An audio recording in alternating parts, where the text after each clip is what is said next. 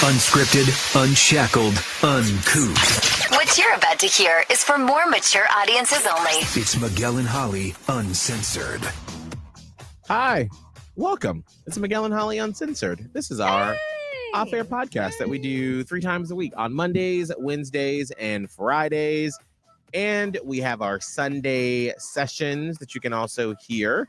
Also, we have Miguel and Holly Full Show podcast, Queen City Confessions, Blown Off. You know what would do us a tremendous favor? If you just shared one of our podcasts with just one other person. Mm-hmm. Like, think about, does someone like hearing drama? Well, send them Queen City Confessions podcast. Or Blown Off. Or Blown Off or whatever. Or if they like Share Your Salary on the Full Show podcast. Just please share the podcast with one other person. It would really help. Thank you.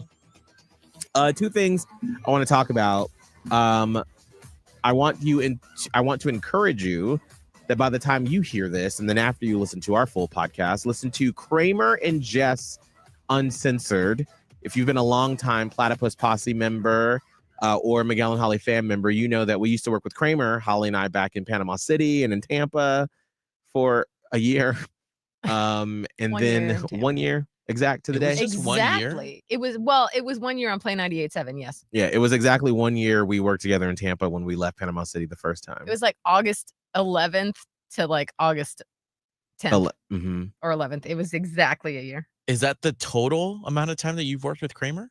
No. We worked in that Panama. was just in yeah. Tampa. Oh, okay, just in Tampa. Okay. Because Yeah. I was like, man, the stories. Yeah, no, Panama God, City was like 4 years, Oh, okay, Ish. there we go. Yeah. 3.5, whatever. And then Tampa was a year. Could you imagine if we packed in all the stories we have with him into that 1 year in Tampa? Yeah, I was gonna be like, shit. No, but then what's really crazy is, so we were in Panama City with him until summer of 2011, and then we were in Tampa at Play 98.7 until 2012, summer of 2012. Looking back on how batshit insane that situation was, that 6 months after being there, they were like, y'all station made change. Yeah. And we were like, are y'all gonna help market our show or market the station or anything? I'm like, no. What's even crazier is that like they brought us in. Like, first of all, they interviewed for that job in the first place. Right. Like, they shouldn't even hired anybody for it. They hired people for this station, and then they brought in a whole ass live local morning show with 3 people, with a PD and a promotions director and like a live and local midday girl and afternoon guy. And then literally 6 months later, we're like, yeah, I don't think so. You're telling me that no one thought 6 months prior, while we were doing all this, that maybe the station wasn't going to work out? Not one person? Well, I kind of want to pull Greg Stracel aside just next time I see him and be like, let's just be real with me for a second. we always thought that today's best hits without the rap was really gonna go far in the Tampa Bay area. So anyway, the reason why I say all that is because Sorry, I went off the rails on that. Sorry. I was just on Kramer and Jess Uncensored, their off-air podcast that they do. I'm not sure exactly how often. But I thought this was an interesting conversation that they had me on for. So Kramer, who is white, was at the gym, and there was a guy that a trainer or someone who he kept saying every day he was going to the gym, and he'd be like, hey, what's up, boy? Hey, what's up, boy? And then after like the 5th or 6th time, the guy was like, hey, please don't call me boy. Oh my God. Kramer was calling him boy? Yes. And Kramer was like, I'm sorry. That's just, I call everybody that. Like, I don't mean any offense by it. So the guy was like, hey, just call me by my name, please. And then that was it. And so then Kramer told the story on the air, and he was like, I don't understand.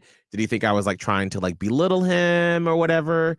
And so then they posted that clip on TikTok. Oh God. And then people were like, yo, you're trying to act like this man's slave master. And he was like, what? How could he not know this? Hold on. Okay.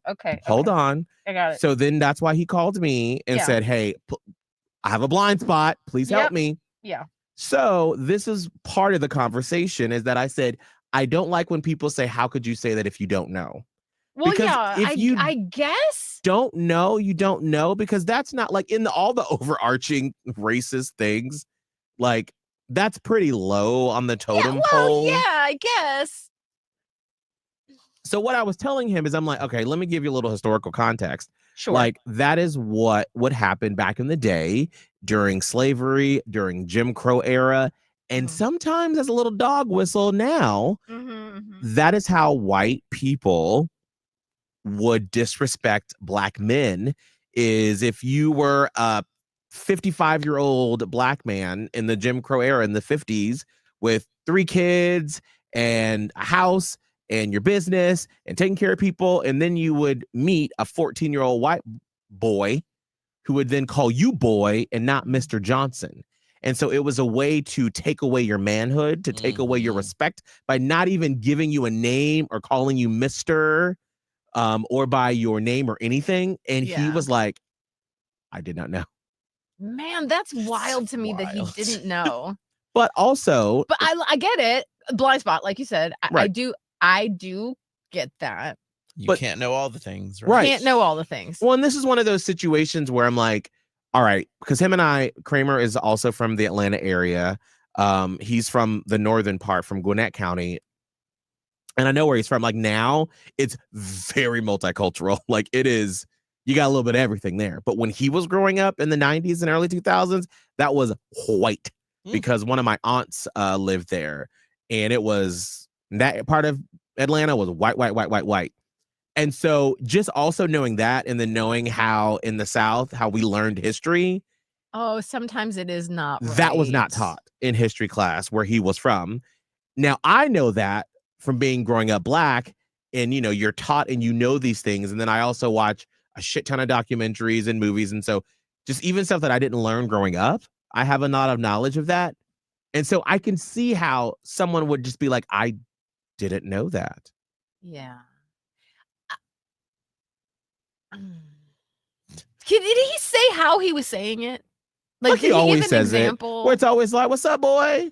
Like, and so when they talked about it on the air, his co-host Jess was laughing at him like it sounded like a Flava Flav line that he used to say. Not like boy. No, right. And then like their Gen Z producer was like, it sounds like a 90s R&B song that you're trying to say. And so even they were like, they were taking it in a different direction. Right. Whereas, because he called me, I didn't know any context. As he was telling the story, as soon as the guy said, don't call me boy, I was like, oh, that man's black. And in the storytelling, he never even said the man was black. I just instantly, as I was listening, I was like, oh yeah, I clocked it. I know exactly what's happening here. Yes, yeah. And so that's why. So anyway, I say all that to say, one of the things that I ended the conversation with him with is, in one of the conversations that I had on my Sunday session that you're going to hear, that I had with my trans friend, where she talks about her journey, is giving grace to people that don't know things that they don't know. Right. And I feel like this is where we, as the left liberals, have missed the plot sometimes. A lot of times. And where we're like, you can't use that word. And people are like, was there a newsletter? How am I supposed to just Google every day what words can I use? That's where it's like sometimes we have to, like, I know our intentions are well because we want people to feel safe. We want people to feel accepted, but also giving grace to people, being like, hey, I know you're not trying to be offensive, but here's why you shouldn't say that. And then they're like, got it. Yeah. Now, if you know that and then you still continue to use it, that's when I have a problem. That's when the problems happen. Yeah. No, I get that. I get it. It's just, I guess it's just so surprising to me because Kramer's been on such a journey, and I guess I assumed that he would have come across that at some point, either in media or, well, I guess movies would fall under media.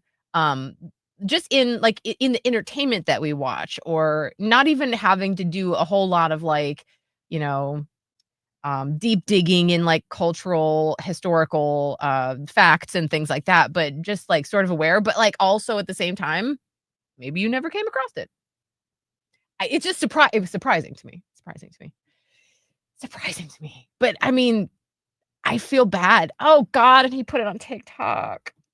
How's that TikTok video doing? TikTok can be the worst. Not great.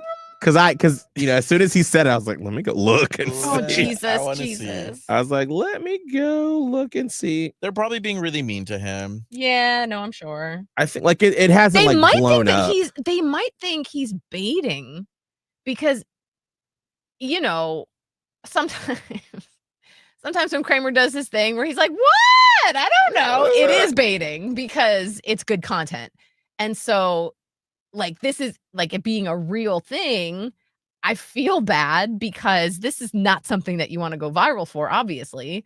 But sometimes you do want to go viral for being a little bit rage baity and be like, I don't know, but this is not that. So it's like we're in such a weird age of social media too. Mm-hmm.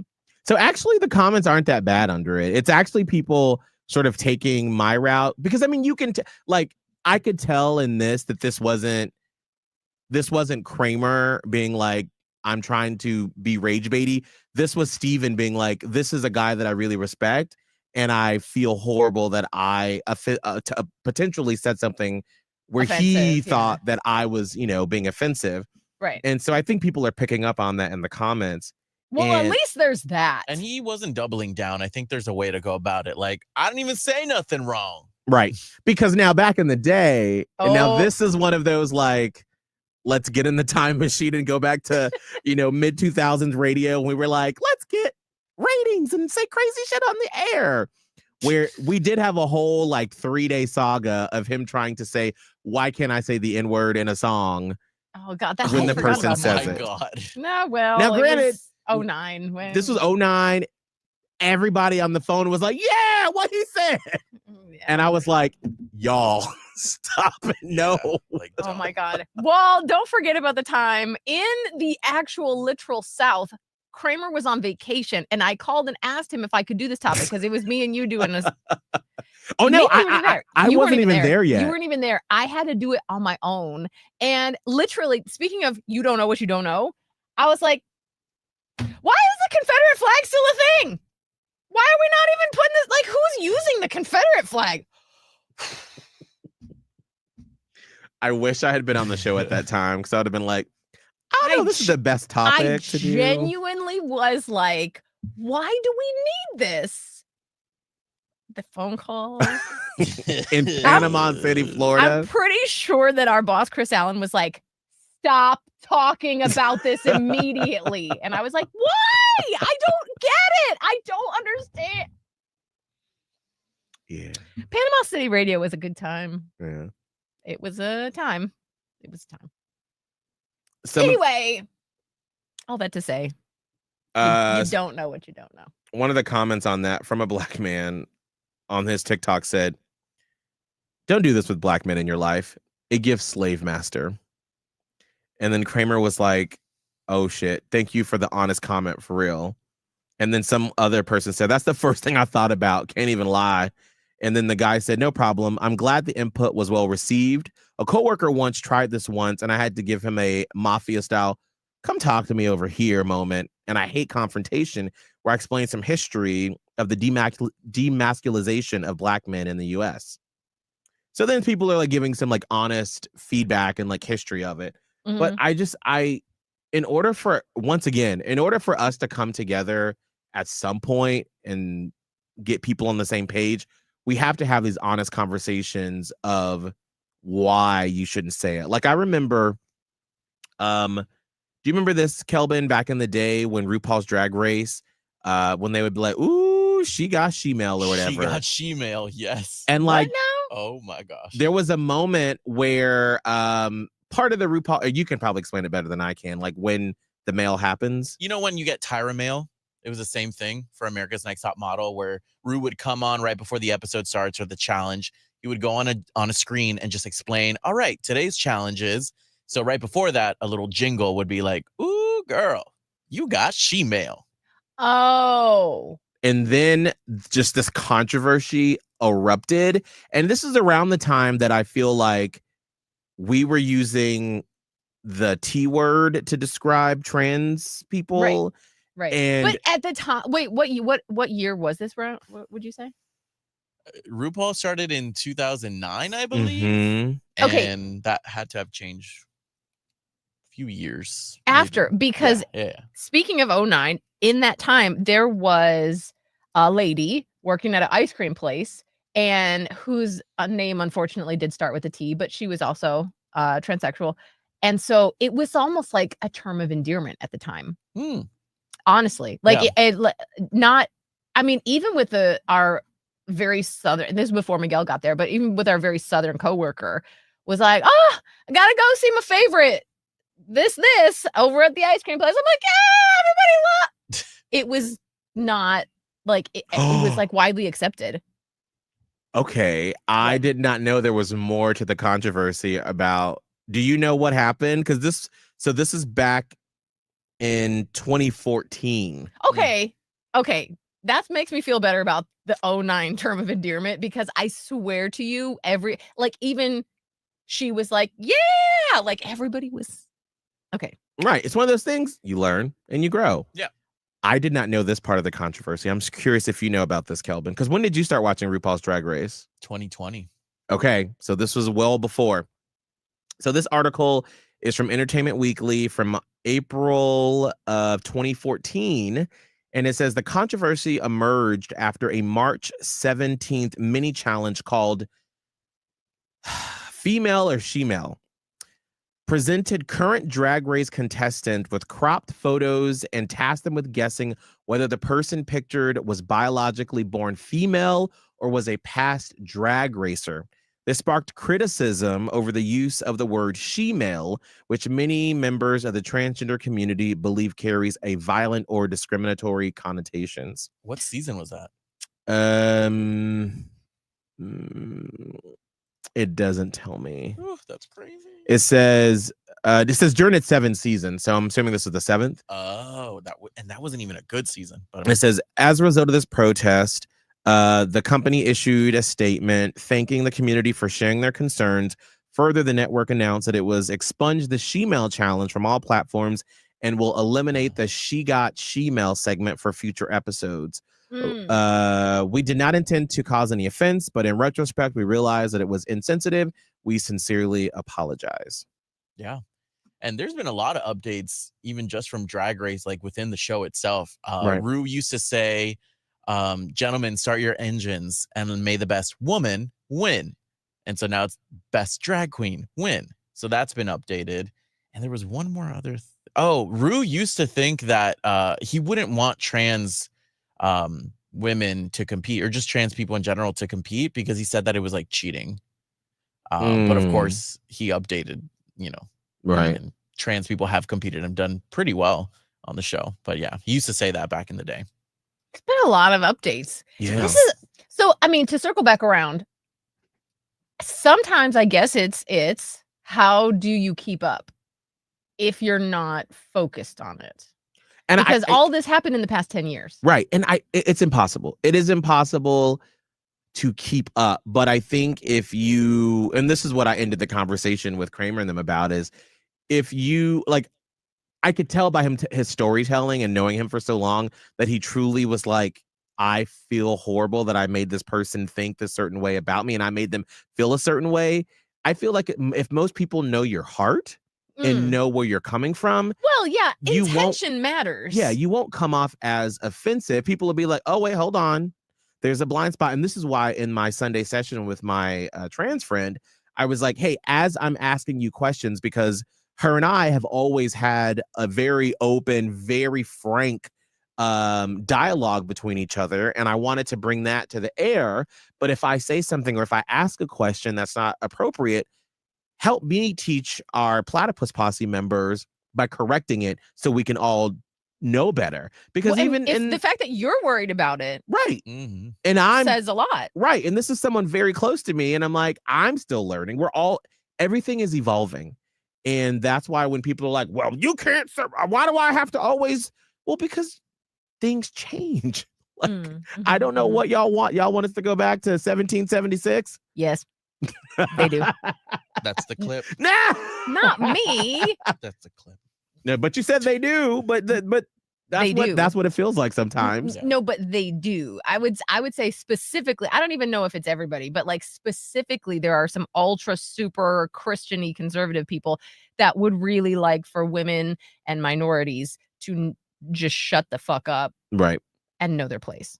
So yes, in that aspect. So there you go. Mhm. The other news that we talked about today, Taylor Swift and Travis Kelce, Kelvin's favorite subject. I was gonna say Kelvin does not want to be any part of this conversation. Can I go to the bathroom? No! We talked about Lady Gaga when you got to celebrate her. When? Whenever you wanted to. Pull the clip. Girl, you When? pull. You know it better than I do. I don't know. But I did want to, because we didn't get a chance to talk about it on the show today. And we had scheduled basically a prediction sheet on 3 categories for Taylor and Travis's wedding. Yeah. On who you think the maid of honor, the best man, and what do you think will be their first dance song. So we didn't get a chance to get to that this morning, but I wanted to know your picks that you had written down. I actually didn't write down first dance. Me Because either. I was waiting to, like, sometimes I'm very fly by the seat of my pants in this show.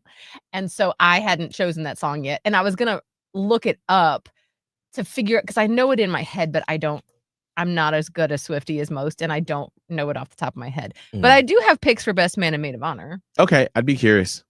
I feel like obviously Jason Kelce is going to be the best man. That's what I wrote down too. Yeah. Or I do don't you even know if think that's debatable. He would be, because didn't someone call in or text in and say they thought he would be the officiant, maybe? Oh, that's you. I mean, it's possible, but I don't see that happening. I see it more of a best man type of thing. Because Like, then it yes. turns into the Kelsey wedding, and I'm sure Taylor wants somebody important to the both of them, right? Right. And also, I feel like that's a better role for him. Right. Because he's the hype man. Yeah. Right? Like, you don't necessarily want the hype man to also officiate. Mm-hmm. Actually, that's an interesting thought that I just had. Anyway, but I just also think that, like, he's so bombastic, it almost doesn't feel right to put him in the efficient position. Maybe he will, and maybe he wants to put on that hat. You know, he did a great job interviewing the both of them. Right. So there's that. But I think it's more of best man energy.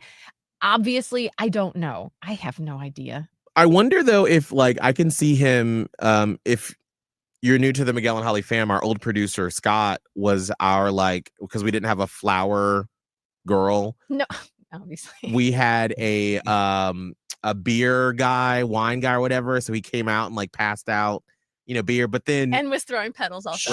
Shirtless. And then Scott being Scott made it into a whole show, which Yes. we did not know, which was fantastic. So I can see him doing something like that, but because he's his brother, he's going to want him to, like, be up there with him. But I can see Jason doing something like that. Yeah, true that. I just don't know. And, like, obviously prove me wrong, put him up there as the officiant and, like, tell everybody to shut up and he's, like, the best officiant that ever officiated. You know what I mean? Right. Maybe. Maid of honor, I don't really know, but I kind of love if it would be like Selena Gomez. That was we all wrote the same thing. that was my pick too. Selena Oh, maybe Gomez. it's good we skipped that segment as Yeah, that's probably best. Yeah. That's fine. But yeah, that's exactly what I put too, because I don't really know who else Taylor Swift hangs out with anymore. She hangs out with a lot of people, but I feel like Selena Gomez has been the most consistent Mhm. and supportive for years. Years. That or like a childhood friend. Like, I don't really know who her friends are, to be honest, that are not famous, right? Right. Right. It could very well be like a close childhood friend or cousin or something. I don't know if she's got like I always forget that she has a brother. You know what I mean? Like, Oh, I forgot. right. Wait, what's his name? Scott Austin. The lesser known Swift. Chad. Do you know? Oh, Austin Swift. Is it Austin? I didn't know he looked like that. Okay. Okay. Not Holly for the white man's name. Wait, look at this man. I didn't know he looked like that. I mean, her They name have- is Taylor. For God's sakes, he's True. gonna have. They you have know- the same eyes. That's so weird. Wait, I Oh, gotta that look is him up weird. now. That's weird. Ew. Oh, why does he look like AI in that He picture? does. No, Good on him. right? He's not ugly. No, he looks like a banker. He does. He looks like he works in finance. Looking for a man in finance. That's what he does. He does finance Like I've for always her. right. I've always wondered if you are the celebrity, if you are the sibling of a like, so Tyler or Solange, Beyonce's sister. Mhm. Sure. Do you just say, "Well, I'll always be fucking second fiddle"? Like, is that just Yeah. your like? You just accept that? Yeah, it's I kind of like mean, your like look at Prince William and Prince Harry. Harry wrote a whole book called Despair. Like he's like, I know my place. Like I got it. I got the cool older sibling. We always actually were in my very, very first workplace. We used to gather for lunch every day. It was so fun. Anyway, we would have these roundtable lunch discussions, and there was a discussion about the younger whoever, and we were like the lesser known fill in the blank, and we were like their name is always something like Kevin, something very like it could be Kevin anything, but it's always like the younger or even the older that didn't happen to get famous, but the younger person did. And it's just like their role is to just kind of be supportive from even Solange, who is by her own rights an artist. Mm-hmm. She's not Beyonce. Nope. Remember Jamie Lynn Spears? She's not Britney. No. Even though she really tried to be. and poor- failed. Poor Jamie Lynn. But Well, not I as don't much feel as bad poor for her. Britney. Not as much as poor Britney. Well, that's why, like, because when I go get my hair done, and my girl Dawn has videos playing of like 90s and 2000s R&B, and so we Mm. always like sort of reminisce. And then the other day, Solange came up, one of her songs, and I was like, "Where's Solange? Well, after that elevator scene, I don't think she's been anywhere. Have we seen girl. Solange as the elevator? I'm sure. I mean, I'm sure we've seen her. Where Did she go to What- Cowboy Carter? she was working the lights?" No, she wasn't. She was working the elevator. She was put away up in a suite somewhere. Well, and so Yeah. that was my question. Like, if your sibling is Beyonce or if you're Austin Swift, like, do you try to like go do your own career, or do You you might. be like, "Hey, can I work for you and make money that way? Because I don't want to be a leech and just accept money." Like, what do you There's do? some options because look at Ashley Simpson. Mm, You remember Ashley Simpson? I mean, but where is she though? But it doesn't go well. That's the problem. Yeah. So you've got like Still you dancing. had Jessica Simpson and then you had the lesser known Simpson, Ashley, which she had a bop. She had like Hey, one listen, bop. when Hey, that Bob. song comes on, I still scream, "I really feel like I can find I like the way it feels." Right. She had her bop. Hey, Bob. A bop. That's There all people were need several is a of them. bop. Yeah. Solange had a bop. I don't know what it Which was. one? I don't know. I'm sure it was a bop. Anyway, so you can try to do that route. You can try to do the Ashley Simpson or the Solange or the Jamie Lynn Spears, or you just shut your mouth and go in the background and you're like, I will help do whatever you want me to do. Do you need anything? Like, can I contribute, or can I just stay out of your way and stay unproblematic? And collect a paycheck. There's got to be a mixture of resentment, but also I'm benefiting from you, but also I don't want to accept all the things. I that's so interesting to me. Like, It is I 'cause really would like to know that. You don't have dynamic. any of the cool perks, right? But Mhm. you also have to stay squeaky clean. Could you imagine if Austin Swift, like, I don't know, Was out here getting blacked did a out. bunch of drugs Yeah. and Right. like, beat someone up in a club? You couldn't. You Right. couldn't. So he has none of the perks that Taylor gets, but has to have the exact same amount of like, reputation control. you better do not do nothing Yeah. about anything with anyone. Because like what happened with Solange, and then we have not seen her. Have we seen her? I don't know. I feel like my best friend listening is probably going to be like, I will You should have asked me because she probably knows exactly because Oh. she's Beyonce's biggest fan. But and then there's also the route of, so I know we don't like him anymore, which was just, it hurt my heart. But Dane Cook, right? I used to love Dane Cook. And it hurts my soul and my heart that we can't really like Dane Cook anymore because he got creepy and weird. However, at the height of his popularity, and he was very popular, he had a brother who he brought on board to like help him run his brand and his business, and his brother stole everything. Ooh. And then you ended up in court fighting your brother, and the brother was like, had been embezzling and doing all this other shit with the money. And so like, it's probably, if your sibling just stays unproblematic, you're probably like, that's all I need from you. So here's the question. Let's put on the what if bubble as we close out. What if something crazy happened with iHeartRadio and they were like, all right, y'all are like the show for the country. Like y'all are the new Elvis Duran. And they were going to put us on like 100+ radio stations. All of a sudden we're making all this money and we're like the Breakfast Club. We're like, we've got book deals and we've got like appearances. And so like the show is the nucleus, but we all have a million projects going on. And you have like, I want to open up a restaurant. So it's like Miguel Inc., Holly Inc., Kelvin Inc., where there's millions of dollars flowing through you.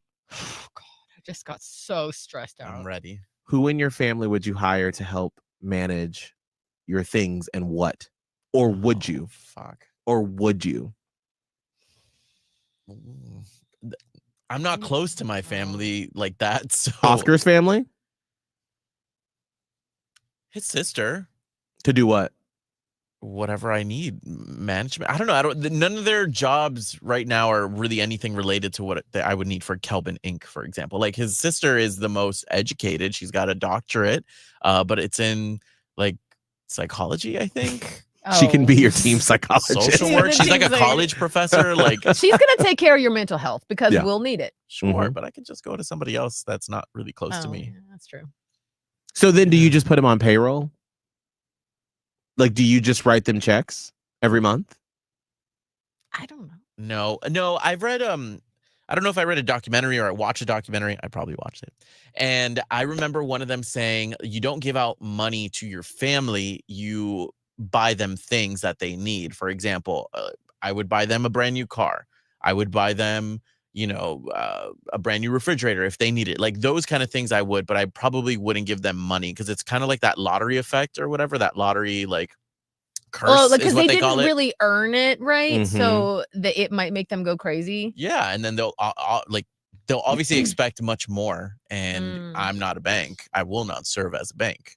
But I will purchase gifts for anybody that needs things, for sure. I would probably, like for most of my family, like I would just say, keep doing what you do. Because I don't want to have to end a relationship if you mess up and you fuck with my money. Yeah. Because if you fuck with my money, we about to have some words. That's What kind of words?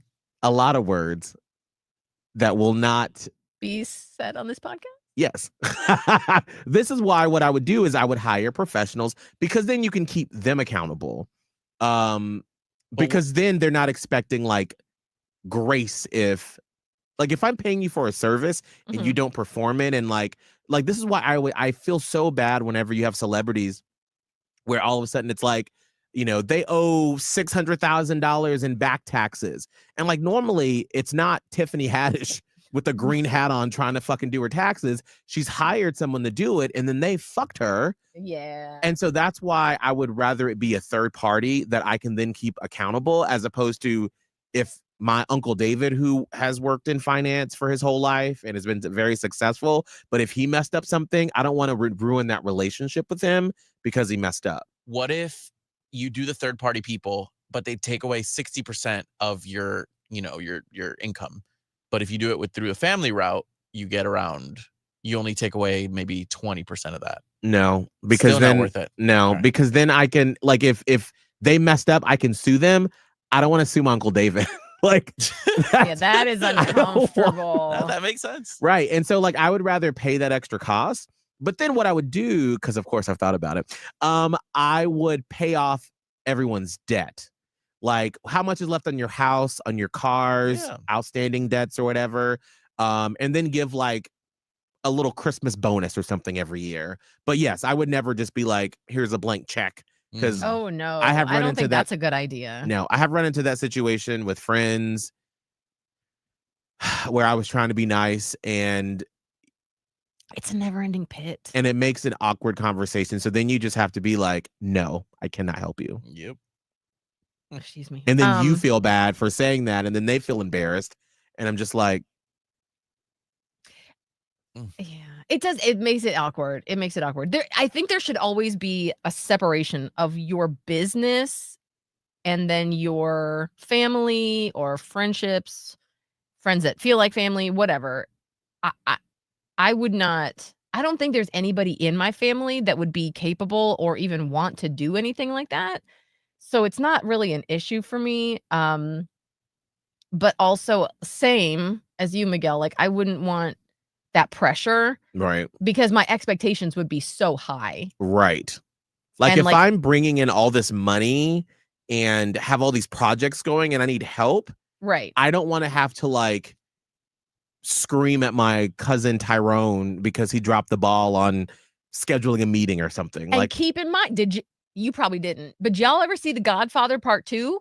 no. Mm-mm. Okay. Well, that's No. basically what this is about. Like, Mm. so I can't, what are their names? The main guy. Tony. I'm just kidding. I have no. That's Sopranos. But the one guy like has to hire the brother because it's your brother and he need to get a job even though he's doing super well and the brother's not doing super well, but you have to because it's the family. And then the brother fucks everything up, but then he tried to go outside from the brother and then that fucks everything up and the whole thing, if everyone's dead, it's like absolutely chaos. And The Godfather already said that. So definitely don't do that. Yeah, no, I would not. Mm-mm. And I don't even know. I wouldn't even hire friends to like I wouldn't either because do stuff. do they want to do that? Right. They might think they do, but they probably don't. They just want to you already have a role. You're my friend. So hopefully Solange and Austin Swift are just getting little gifts here and there. Like, hey, I paid your property taxes this year.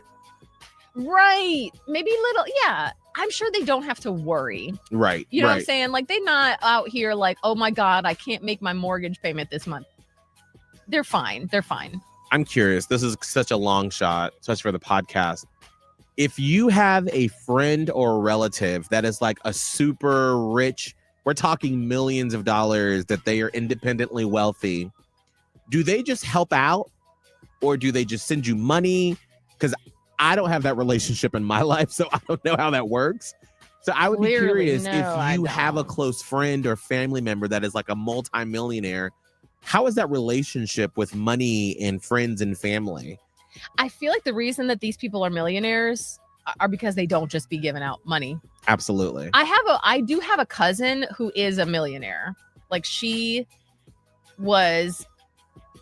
went really fast, really high in this company. And then the owner of the company liked her so much that he literally was stepping down. He was old and he like gave it to her when she was like 35. Oh, So by the age of like 50 or maybe like 45, she had made so much money in this company that she was able to retire at like 45, 50 years old. Jesus. So she's like a millionaire. Her kids go to school with like famous people's kids. I don't see any of that money. Like, I don't think anybody sees any of that money except for her. Right. Her mom is obviously very well taken care of. But like, she never hired. She's got 3 brothers. Not a one of them doing work for her. Mm. I think they're okay. But I would go to her and ask some advice. I would Right. just be like, what's your top advice for being a millionaire? How do you handle that? And like, we're not even that close, you know what I mean? But I would ask and then I'd be like, I'll take your advice because clearly it's working for you. And with that being said, I think I think it's the Powerball Oh, I heard about that. Is it high, right? Yeah, the Powerball is at $850 million. And their next drawing is in 11 hours. So right now it is 11:16 a.m. on August 27th. So tonight they will be drawing for $850 million. So maybe somebody in the Miguel and Holly Platypus Posse will find out. Let us know. Let's find out together. Give me some money. Kelvin, how can people find you on social media? At Kelvin Live, you can find me on Instagram. Please follow. Holly? Radio Holly on TikTok and Instagram. And mine is at Miguel Fuller. We will see you all on Friday. Bye.